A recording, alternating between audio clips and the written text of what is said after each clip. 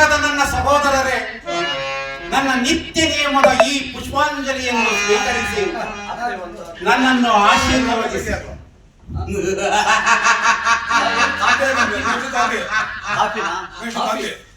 ಸದಯದ ಶತದೇಹಗಳನ್ನು ತಿಟ್ಟ ಈ ವಸುಂಧರೆಯ ಗರ್ಭದಿಂದ ಅವಿರ್ಭವಿಸಿದ ಹೃದಯಾಂಗಮನ ಕಾಡಿಗಿಚ್ಚ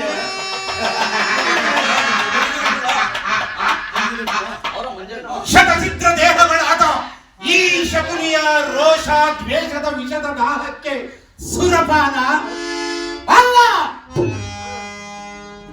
ಮಧುಪಾನ ಅದು ಅಲ್ಲ.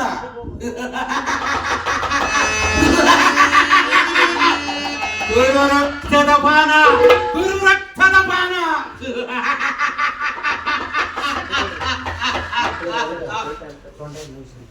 ನನ್ನ ಸಹೋದರರು ತಮ್ಮ ಆಸೆ ಅವಿಷ್ಟಗಳನ್ನು ನನ್ನಲ್ಲಿ ತುಂಬಿ ಈ ಕುರುಚಕ್ರೇಶ್ವರ ನೆರಳಿನಲ್ಲಿ ವೈಭವದ ದಿನಗಳನ್ನು ನೋಡಲಿಕ್ಕಾಗಿಯೇ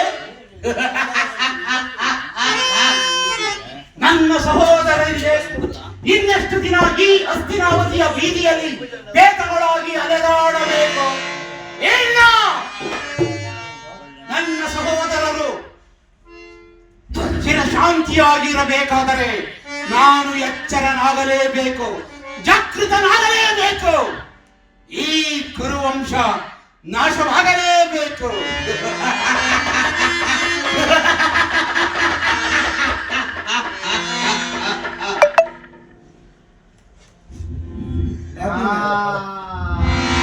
ಶೌರ್ಯರಾಜ ಶಕುನಿ, ಏನಾಯ್ತು ಏನಾಯ್ತು ಏನಾಯಿತು? ಏಕೆ ಏಕೆ ಕುಕ್ಕಿ ಬಗೆಯುವ ಕುಹಕ ಕಂಡದ ಕಕ್ಕಸ ಕೇಕೆ? ಏನಿ ಫಲಾಗ್ನಿಯನ್ನೇ ಪ್ರಚೋದನೆಯಲ್ಲಿತ್ತಿರುವ ಪ್ರಚಂಡ ಮಾರುತದ ತಾಂಡವ. ಈ ಅಖಂಡ ಬರದ ಕಂಡಕ್ಕೆ ಕುಹಕ ಕುಕ್ಷಕತೆಯ ಪ್ರವೀಣ ಮಹಾಮಾತ್ಸರ್ಯದ ನಿಪುಣನಾದ ಈ ಸೌವರರಾಜ ಶಕುನಿಯೊಡನೆ ನಿಮ್ಮಗಳ ಸರಸ ಸಲ್ಲಪ.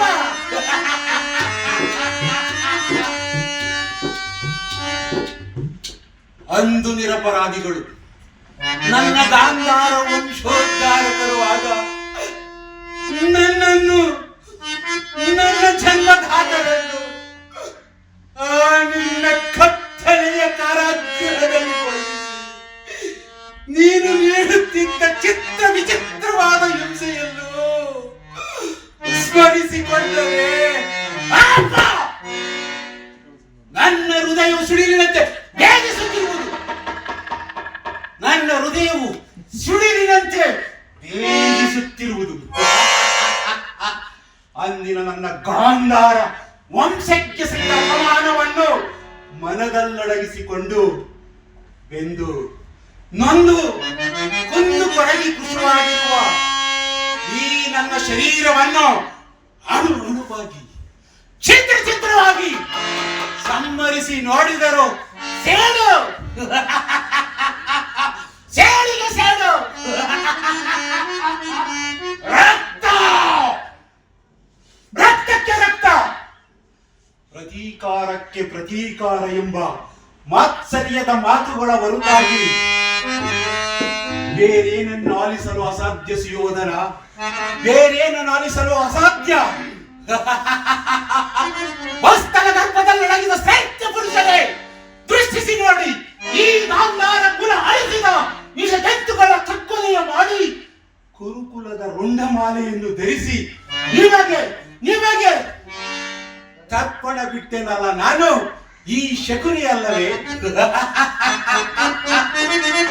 ಹಸ್ತಿನಾವತಿಯ ರಾಜಲಕ್ಷ್ಮಿಯ ಕಣ್ಣಲ್ಲಿ ರಕ್ತ ಸುರಿಸುವಂತೆ ಮಾಡಿ ಲೆಕ್ಕವಿಲ್ಲದಷ್ಟು ಪ್ರಾಣಬಲಿ ಲಕ್ಷ ಲಕ್ಷ ಜನರ ಆಹುತಿ ಕೊಟ್ಟು ಕೊನೆಗೆ ಕೊನೆಗೆ ನಿನ್ನ ಉಚ್ಚ ಪ್ರಾಣವನ್ನು ರಕ್ಷಿಸಿಕೊಳ್ಳಲಾರದೆ